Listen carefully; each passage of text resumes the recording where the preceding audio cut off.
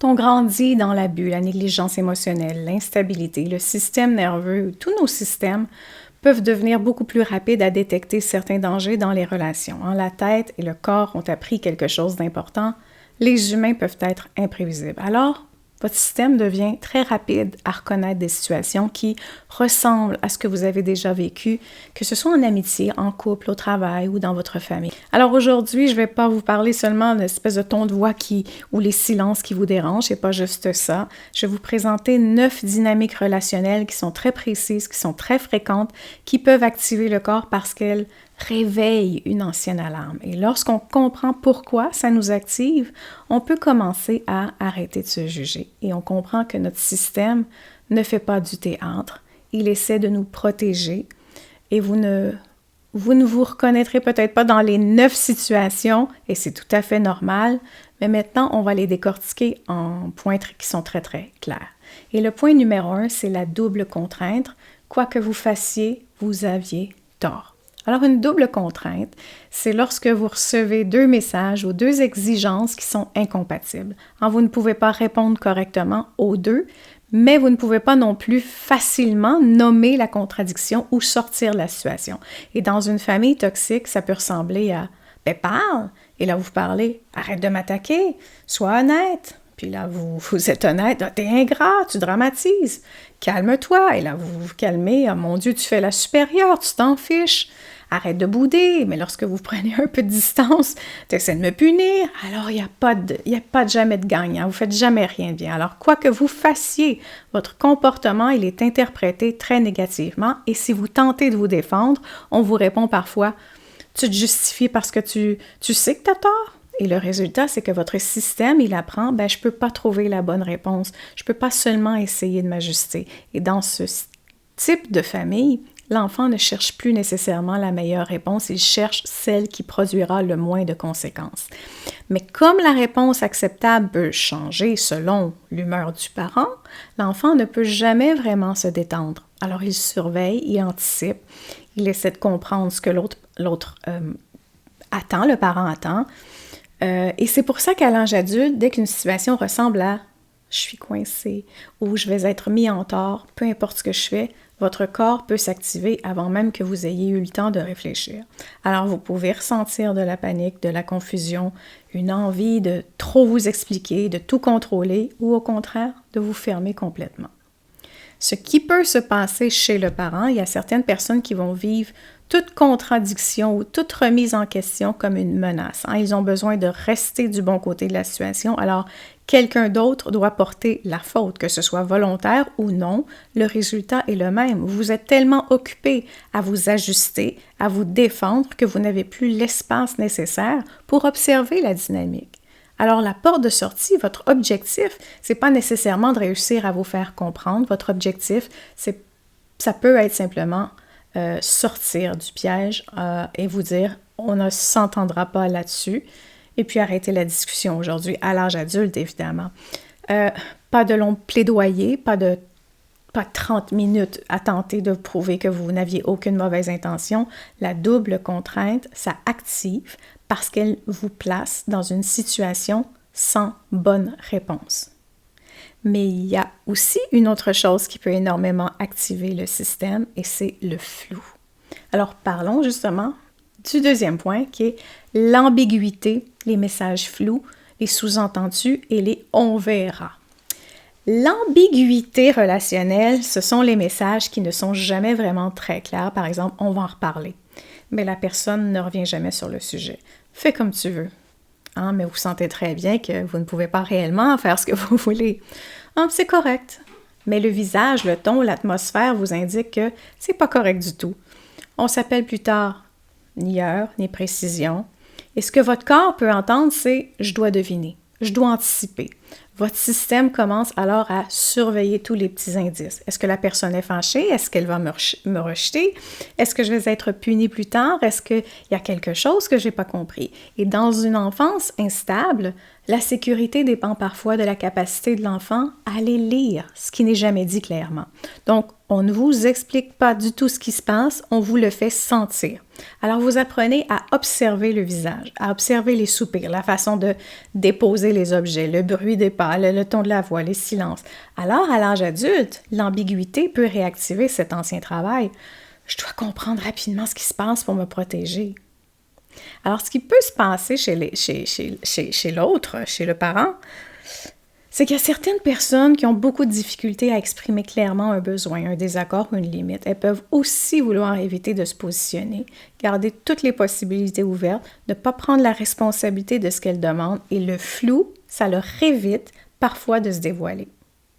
Mais pendant ce temps, c'est vous qui fournissez tout le travail d'interprétation. Alors, votre porte de sortie, vous pouvez tenter de remplacer le flou par quelque chose de concret, par exemple, concrètement, qu'est-ce que tu veux dire? Donc, vous pouvez le verbaliser. Ou, quand est-ce qu'on en reparle exactement? Donc, si la personne demeure vague, vous n'êtes pas obligé de continuer à courir derrière une réponse qu'elle refuse de formuler. Le troisième point, c'est le renversement de la discussion. Vous parlez d'un fait, on attaque votre intention. Vous dites « ça m'a blessé lorsque tu as fait ça » et l'autre répond « donc tu dis que je suis une mauvaise personne? Tu veux juste me contrôler? Tu cherches encore la chicane?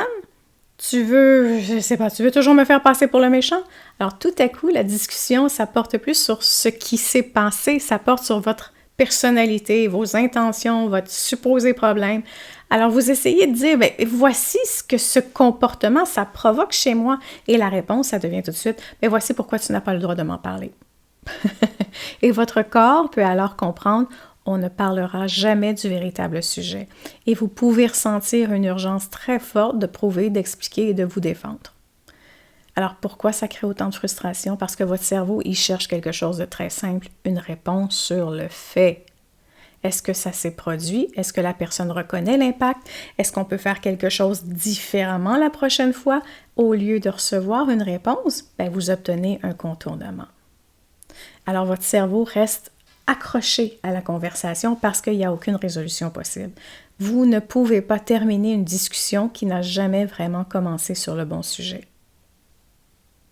C'est un peu comme lorsqu'un politicien reçoit une question précise, mais il attaque les intentions du journaliste au lieu d'y répondre « je ne nomme personne ». La discussion ne porte pas du tout sur la question, elle porte sur le droit même de la poser. Et lorsque cela se produit dans une relation, vous pouvez rapidement vous retrouver dans une sorte de tribunal. Donc, vous allez devoir continuer de prouver que vous avez le droit de parler avant même de pouvoir parler du problème.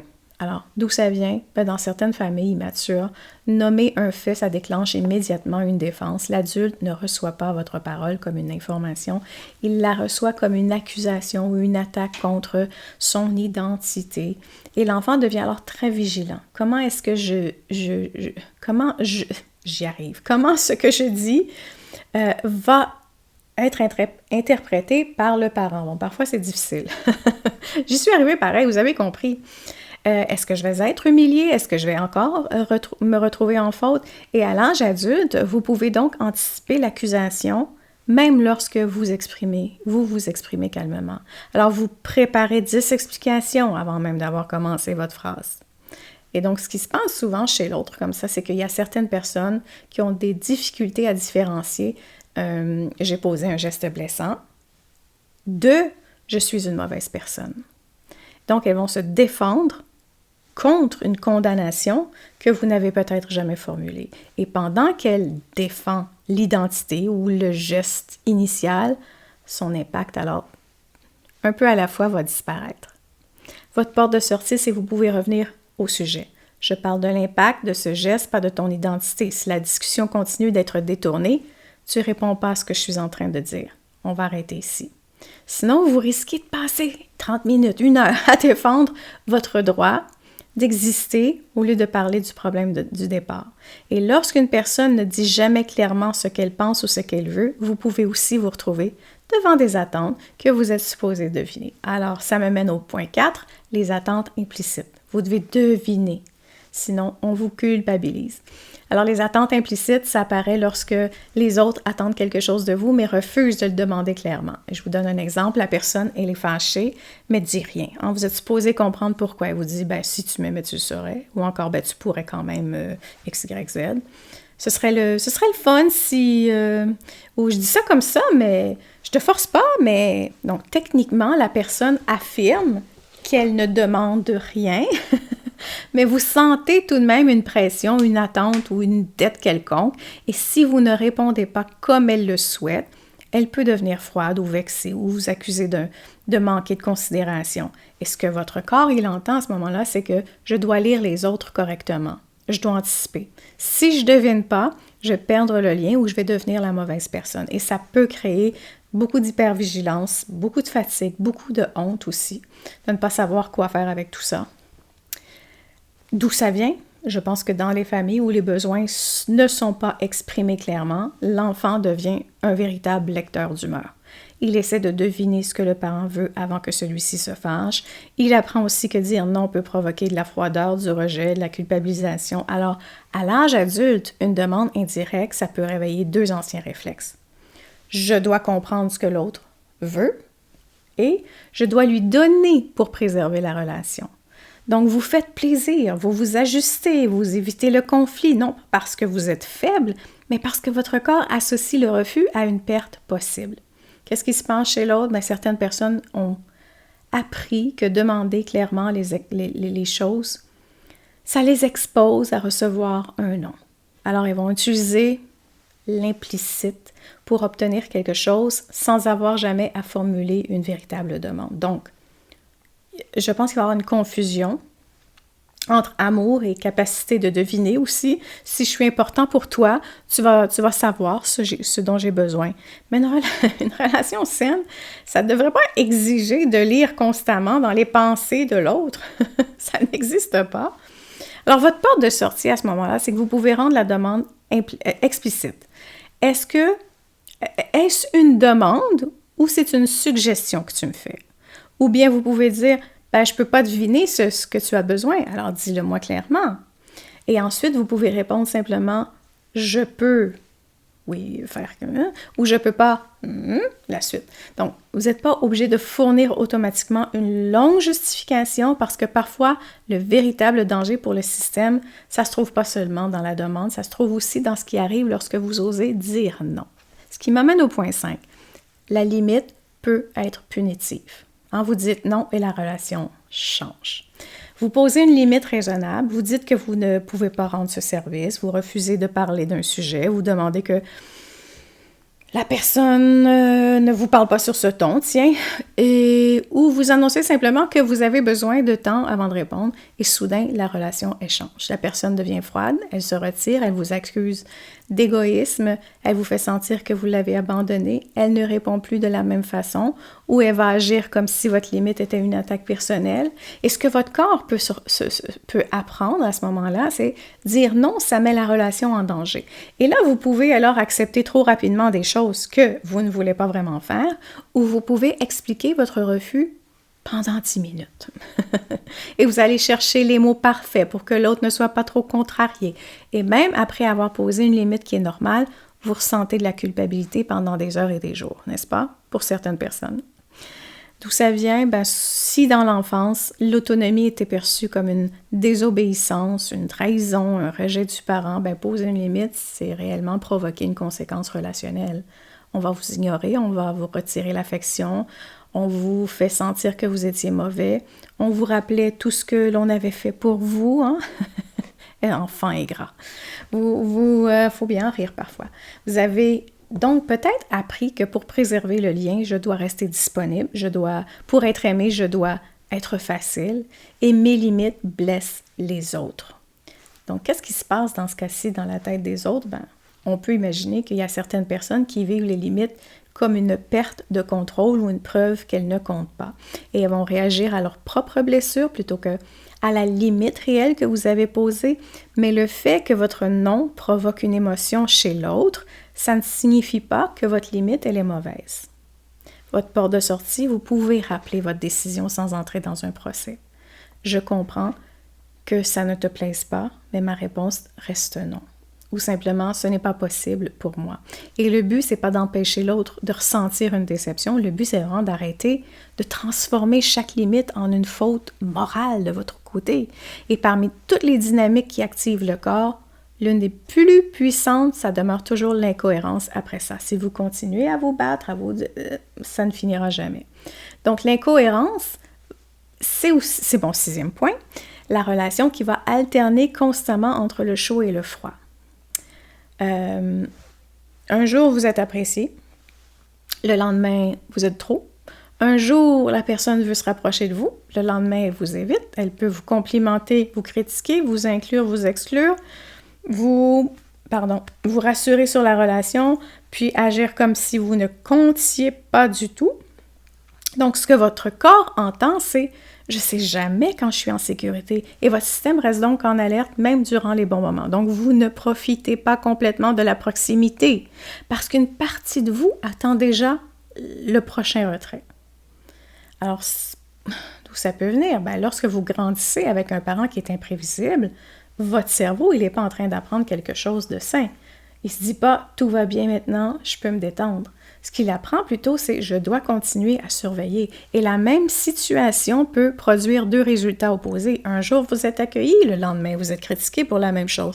Un jour, le parent ne remarque même pas votre comportement, le lendemain, il vous punit sévèrement.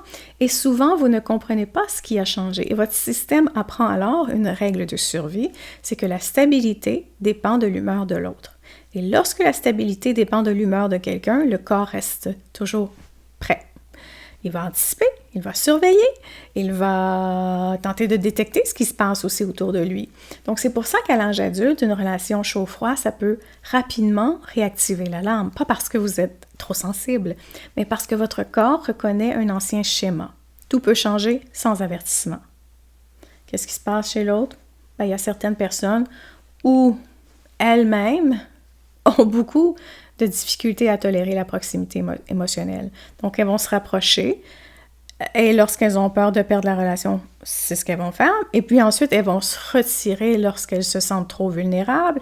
Et dans d'autres situations, la personne fonctionne surtout selon son humeur et ses besoins du moment. Et parfois, l'alternance entre la proximité et le retrait, ça devient une façon de maintenir l'autre dans l'incertitude. Votre porte de sortie à ce moment-là, c'est vous devez cesser progressivement de vous fier uniquement aux moments qui sont très intenses, qu'ils soient positifs ou négatifs. Vous allez regarder plutôt ce qui se répète dans le temps. Vous pouvez vous rappeler, je me base sur les actes répétés, pas seulement sur les beaux moments. Vous ne cherchez plus constamment à recréer la proximité chaque fois que l'autre se retire. Et parfois, on continue, ce n'est pas seulement la stabilité qui manque dans la relation, c'est comme si votre propre vécu disparaissait de que vous tentiez de le partager. Alors, le point numéro 7, c'est l'effacement. L'effacement de votre vécu. On va minimiser, comparer, ramener à tout à soi, aux parents finalement. Alors, vous partagez quelque chose de difficile et l'autre répond « Ben moi aussi, tu sais pas ce que j'ai vécu, mais moi aussi j'ai vécu ça. Moi aussi j'ai eu ça. » Mais il ne revient jamais à ce que vous veniez de dire. Il n'y a pas une espèce de « Oh mon Dieu, je m'excuse, je t'ai coupé la parole, continue. » Il n'y a pas de ça. Vous parlez d'un stress et il répond « Ah, tu penses que toi, t'en as beaucoup ses épaules? » Vous exprimez une douleur et vous dites « Ben moi, j'ai vécu bien pire que ça. » Ou encore « C'est pas si grave, t'exagères. Ça pourrait être pire. Tu devrais être reconnaissant. » Alors, ce que votre corps entend, c'est « J'ai pas de place. » J'ai pas le droit d'exister.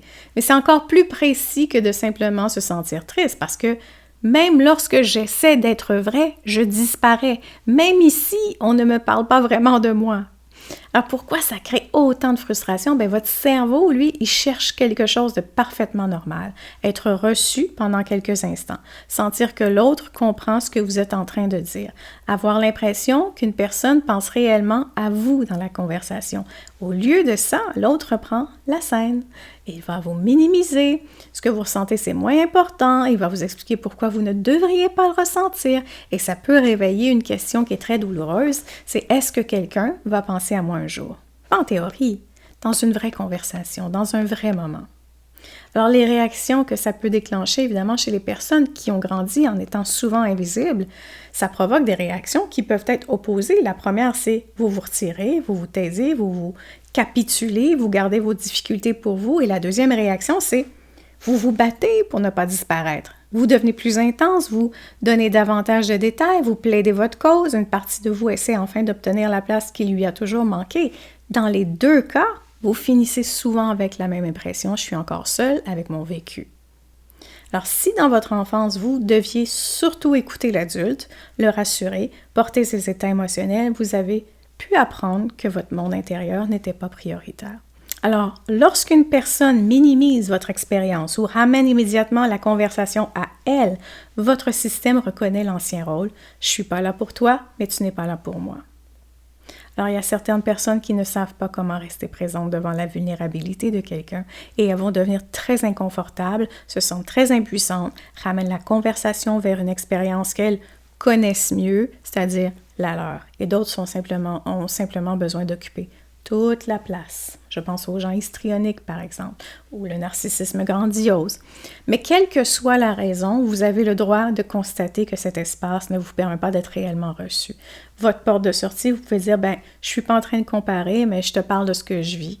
Et si la personne continue, je vois que tu peux pas me recevoir là-dessus. Et vous pouvez alors choisir un autre espace pour une autre personne pour ce type de partage. Et lorsque votre vécu est régulièrement effacé, il peut y avoir une autre dynamique qui apparaît, c'est-à-dire tout ce que l'autre a fait pour vous devient une dette que vous devez rembourser.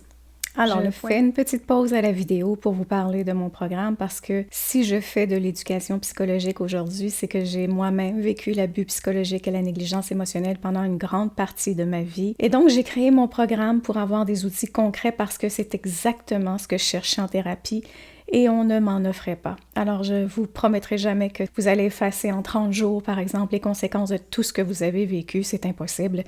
Mais pour aller mieux, il faut souvent commencer par de petites pratiques qui sont simples, les choisir selon nos réactions et surtout les répéter dans le temps. Alors, si vous sentez que c'est le moment d'avancer avec un cadre qui est sérieux, qui est progressif, qui est concret, mon programme pourrait peut-être vous intéresser. Alors, vous allez trouver tous les détails sous cette vidéo. Alors, le point 8, c'est l'amour qui est transformé en dette après tout ce que j'ai fait pour toi. Alors, vous exprimez une limite et on vous répond « après tout ce que j'ai fait pour toi ».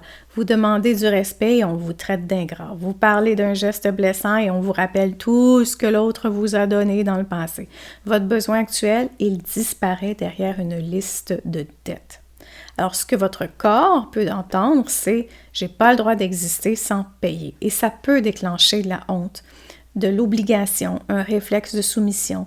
Et vous pouvez commencer à douter de votre limite, peut-être parce que j'en demande trop, peut-être que je suis ingrat, peut-être que je lui dois encore quelque chose. Alors, dans certaines familles, l'amour, elle est présente comme un contrat. Je t'ai nourri, je t'ai logé, j'ai fait des sacrifices et donc tu me dois ton obéissance, ta disponibilité et ton silence. Et l'enfant apprend alors que être aimé, ça signifie être redevable. Et à l'âge adulte, une phrase qui rappelle une dette, ça peut réveiller la peur ancienne d'être coupable simplement parce que vous avez des besoins différents de ceux du parent. Qu'est-ce qui se passe dans la tête de l'autre? On peut imaginer. Il y a certaines personnes qui utilisent ce qu'elles ont donné pour annuler votre droit de poser une limite aujourd'hui.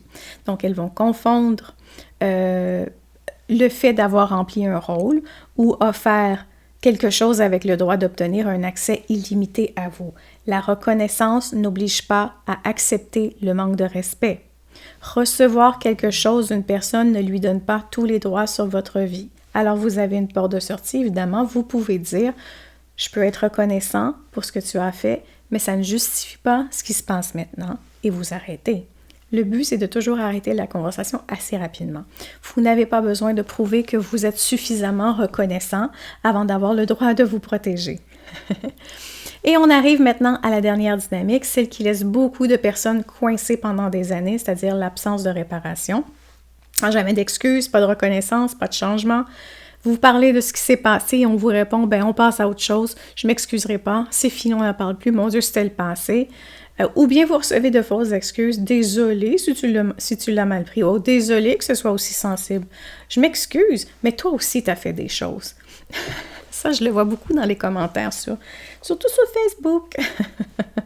Alors, il n'y a pas de véritable reconnaissance de l'impact, il n'y a pas de tentative de comprendre et souvent, il n'y a aucun changement et ce que votre corps peut entendre, c'est il n'y aura jamais de sécurité ici. Parce que la sécurité relationnelle, ça ne repose pas sur l'absence totale de conflit ou d'erreur, ça repose aussi sur la possibilité de reconnaître ce qui s'est passé, de réparer et de faire quelque chose différemment. Et sans réparation, le système reste en alerte. Il sait que la blessure peut se reproduire à tout moment et que vous serez encore laissé seul avec les conséquences de ça. D'où ça peut venir? Si dans l'enfance, il n'y a jamais eu de réparation, mais seulement du déni, du silence, renversement, la faute aussi, votre système, il a appris bien des choses. Les blessures, ça reste ouvert et personne ne viendra reconnaître ce qui s'est passé et je vais rester seule avec ça. Et donc, à l'âge adulte, l'absence d'excuses, de reconnaissance, ça peut réactiver une espèce de désespoir qui est beaucoup plus ancien que la situation actuelle. Alors, ce qui peut se passer chez ces parents, c'est qu'il y a certaines personnes qui confondent vraiment les excuses avec une humiliation ou une perte de pouvoir. Alors, reconnaître l'impact d'un geste les confronte énormément à leur honte, à la responsabilité qu'ils ont, ça les confronte à l'image qu'ils se font d'eux-mêmes et c'est intolérable pour eux de faire tout ça, de confronter tout ça. Donc, elles vont préférer nier, minimiser, déclarer que le sujet il est terminé parce que pour vous, réparer, ça peut sembler être une étape qui est normale dans la relation. Pour l'autre, pour ses parents, réparer, c'est vécu comme perdre sa position. Alors, votre porte de sortie, c'est que vous devez changer progressivement de mission. Vous ne cherchez plus nécessairement à obtenir l'accord ou les excuses parfaites, mais vous cherchez à vous protéger à partir de l'information que vous avez maintenant. Alors, vous pouvez dire, je prends note, je vais m'ajuster. Et ensuite, vous vous ajustez réellement. Vous modifiez vos attentes, vous choisissez les sujets que vous partagez, vous réduisez l'accès émotionnel que vous donnez à cette personne, vous prenez davantage de distance si la situation l'exige, et une relation dans laquelle aucune réparation n'est possible, ça vous donne une information importante sur le niveau de sécurité qu'elle peut réellement offrir. Donc, si votre corps s'active dans certaines relations, ce n'est pas nécessairement un défaut ou une preuve que vous êtes trop sensible. Votre système a peut-être appris à reconnaître certaines dynamiques comme un danger. Tout ça, c'est important. Alors, le but, ce n'est pas de ne plus rien ressentir parce que ne faut pas rien ressentir, non. Le but, c'est de reconnaître ce qui vous active, de comprendre d'où ça vient, de trouver progressivement davantage de choix pour soi parce que lorsque votre corps commence à comprendre, je peux me protéger, je peux poser une limite, je peux sortir de cette conversation, je peux arrêter d'essayer de convaincre quelqu'un qui refuse de m'entendre. Vous n'avez plus autant besoin de vous écraser ou d'exploser pour essayer de retrouver votre sécurité. On est d'accord? Voilà. Sur ce, je vous dis, prenez soin de vous parce que tout le reste suivra. Avant de partir, sachez que j'ai regroupé au même endroit tous mes programmes, mes ressources gratuites. Je vous montre rapidement où trouver cette page. Le lien se trouve sous ma photo de profil, que vous soyez sur un ordinateur ou sur votre téléphone. Vous allez pouvoir y découvrir mes programmes, mais aussi mes gratuités, comme mes questionnaires. Et si vous souhaitez simplement commencer par mieux comprendre ce que vous vivez, c'est par là que vous devez aller. Alors, bonne découverte!